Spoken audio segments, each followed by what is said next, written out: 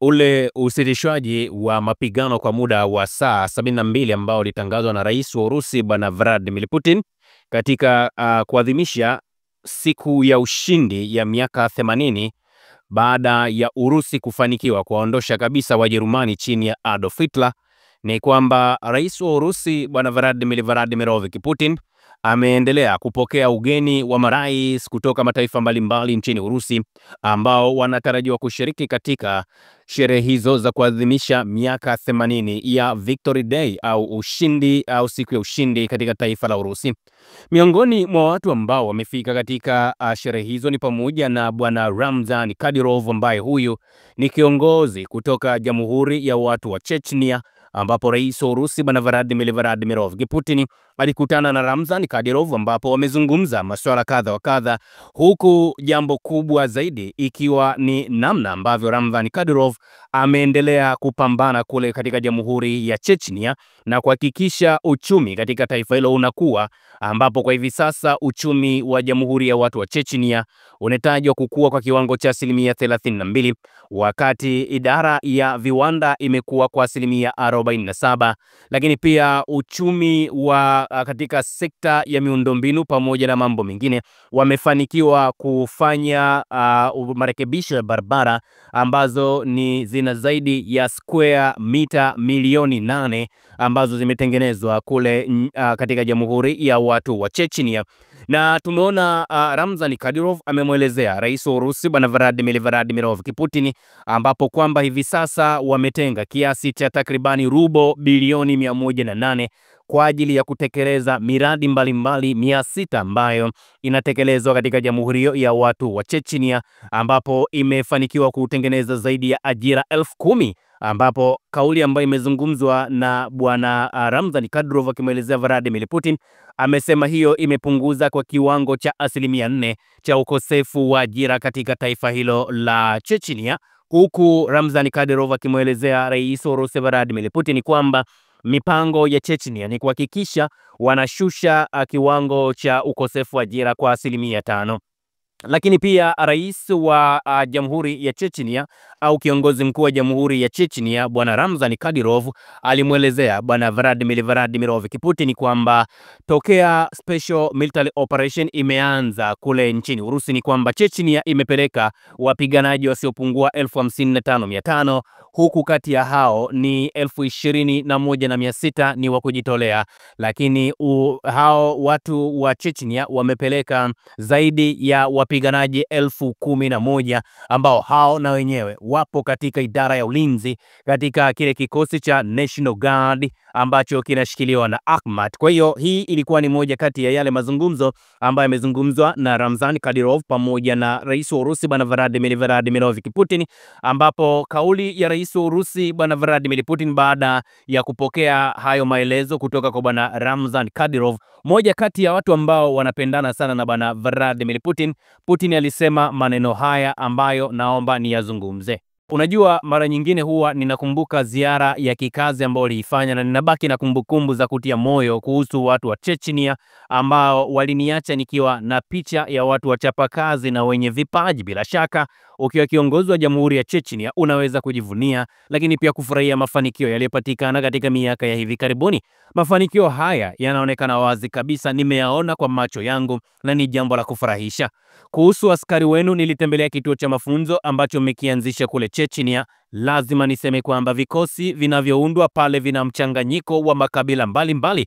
Niliona vijana kutoka kila pembe ya Urusi wakifika katika kituo hicho kwa ajili ya kupokea mafunzo ya hali ya juu kabisa. Ni kituo chenye mafunzo bora na ya kiwango cha juu sana, na wanapigana vyema, na kwa kweli wanapigana kwa ufanisi mkubwa.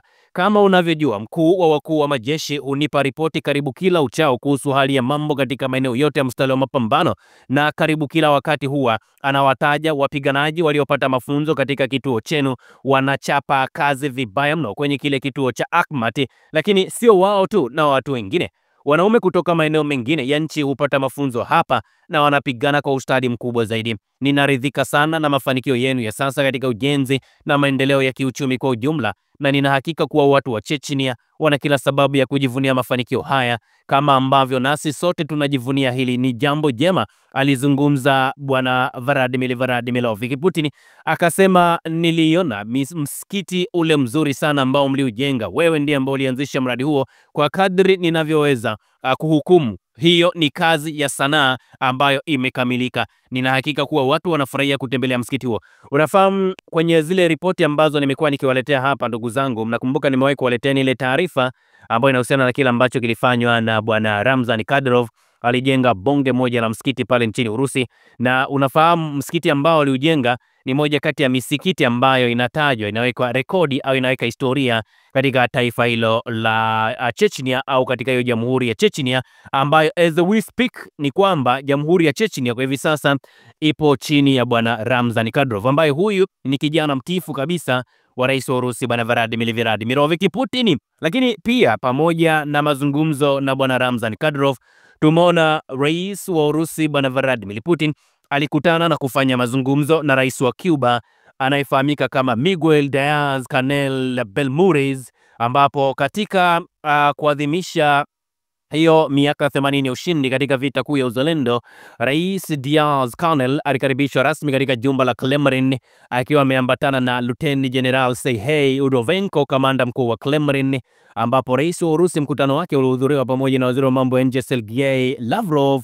naibu waziri mkuu Dmitry Chernyshenko ambaye pia ni mwenyekiti upande wa Urusi na tume ya pamoja ya kiserikali ya Urusi na Cuba kuhusu ushirikiano wa kibiashara, kiuchumi, kisayansi pamoja na teknolojia, naibu wakuu wa utumishi wa rais Maxim Oreshnik pamoja na Dmitry Peskov ambaye pia ni msemaji wa rais, mshauri wa rais Yuri Ushakov, waziri wa maendeleo ya kiuchumi Maxim Rushantinek, lakini pia waziri wa fedha Anthony Sironov pamoja na waziri wa nishati Sergei Sivirev, bila kusahau mkuu wa huduma ya kitaifa usimamizi wa afya ustawi wa watumiaji anayefahamika kama Anna Popova, pamoja na mkurugenzi mkuu wa Zalubenshef anayefahamika kama Sergei Kudryashov, pamoja na mkurugenzi mtendaji wa Rosneft anayefahamika kama Igor Shasheni. Sasa kwenye hayo mazungumzo ambayo alizungumzwa na rais wa Urusi pamoja na rais wa Cuba, Putin alisema hivi: kwa mara ya mwisho tulikutana mwaka mmoja uliopita. Ninashukuru kwa uamuzi wako wa kuja tena mwaka huu kuungana nasi katika kuadhimisha miaka 80 ya ushindi dhidi ya Unazi. Katika nchi yetu tunaita vita hii ni vita kuu ya uzalendo, kwa sababu taifa zima bila kupunguza wala kupitiliza liliungana katika kukabiliana na uvamizi wa Kinazi. Cuba pia ilichangia katika mapambano dhidi ya Unazi. Najua ulianza ziara yako huko St. Petersburg, zamani ikiitwa Leningrad, na ninapenda kusisitiza kuwa kulikuwepo na watu wa kujitolea kutoka Cuba waliopigana bega kwa bega na wanajeshi wa jeshi jekundu katika maeneo ya Leningrad na maeneo mengine. Ni jambo la kihistoria sana kuwa ziara yako hii inafanyika wakati tunatimiza miaka 65 tangu kurejeshwa kwa uhusiano wa kidiplomasia mnamo Mei 8 mwaka 1960.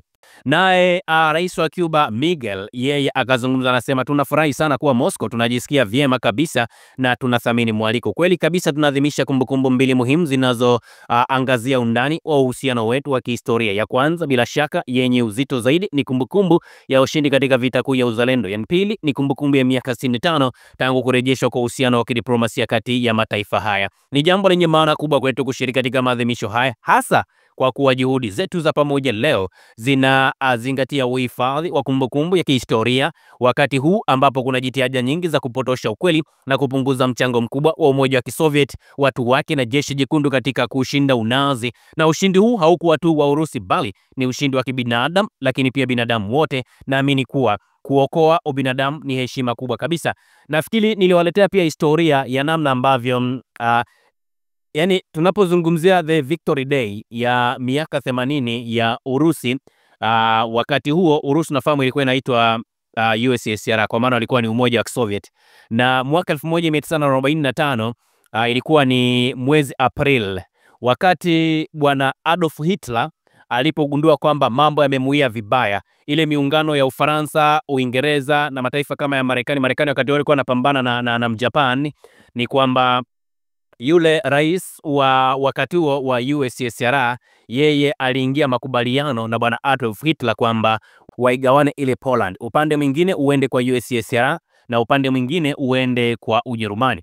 Sasa wakati wakiwa kwenye harakati za kuigawana Poland, ni kwamba Adolf Hitler alimgeuzia kibao Yeltsin na akamwambia kwamba sasa the game is over, yeye anataka kuichukua hiyo Poland yote. Na hapo ndipo kisanga kikatokea, ambapo USSR walilazimika kuingiza au kufungua turbo zote ili kupambana na Adolf Hitler. Na Adolf Hitler, kwa bahati mbaya zaidi, Urusi wao, hiyo USSR walitengeneza mahandaki ambao walikuwa wanapita chini, na vikosi hivyo ambavyo nafahamika walikuwa wanaitwa ni Red Army wakati huo, au jeshi jekundu. Adolf Hitler wakati akiwa kwenye maeneo yake alishangaa kushtuka, akakutwa amezingirwa, yani hana sehemu ya kutoka, yani hana sehemu ya kukimbilia. Pande zote 4 za dunia zilikuwa zimeshazingirwa. Kwa hiyo kitu ambacho aliamua kukifanya bana Adolf Hitler, kwa sababu alikuwa ni mtu ambaye anakaa chini ya mahandaki, alilazimika kukimbilia chini ya handaki na akalazimika kujiua huko huko, hakutaka kukamatwa na hiyo USSR. Kwa hiyo historia inatueleza kwamba leo sasa wanasherekea miaka 80 ya kumsambaratisha kabisa mnazi wa Kijerumani Adolf Hitler, pamoja na kurejeshwa sasa kwa tawala mbalimbali ambazo zilikuwa zipo by that time. Na ndio nyakati ambazo mataifa yote ambayo yalikuwa yanauchukia unazi yalianza kuona mwanga na kujua how powerful Russia was, au hiyo USSR, mpaka ilipokuja kuvunjika hiyo mwaka 1991. Kwa hiyo Cuba wanafahamu vizuri sana kwamba Urusi ni moja kati ya watu ambao walishiriki vizuri katika eneo hilo la kumuondoa huyo Mjerumani bwana Adolf Hitler. Kwa hiyo unapoiona Ujerumani pamoja na Urusi sasa hivi wanapozungumza, ni kwamba wamekuwa na mashirikiano ya miaka mingi zaidi, kwa maana ya ukiangalia kutoka 45 mpaka mwaka 60 ilikuwa ni miaka kama 15 hivi ilipita, hiyo Mei 8 ambayo ni miaka kama 15 ilipita baada ya kuwa wameondoka kwenye hiyo vita ya pili ya dunia. Kwa hiyo manake ni kwamba uhusiano sasa ulianza, ule uhusiano wa kindakindaki, yani uhusiano wa damu kati ya Urusi pamoja au kati ya USSR pamoja na hiyo Cuba. Na ndio maana hata juzi mliona Urusi wamesema wao wanahakikisha wanailinda Cuba kwa gharama zozote zile inapotokea kuna namna yoyote ile ambayo mambo yanataka kwenda visivyo. Lakini pia ukiacha ile mbali hivyo, tumeona rais wa Urusi bwana Vladimir Putin alikutana na rais wa Mongolia anayefahamika kama Kulescu, ambaye alikutana naye.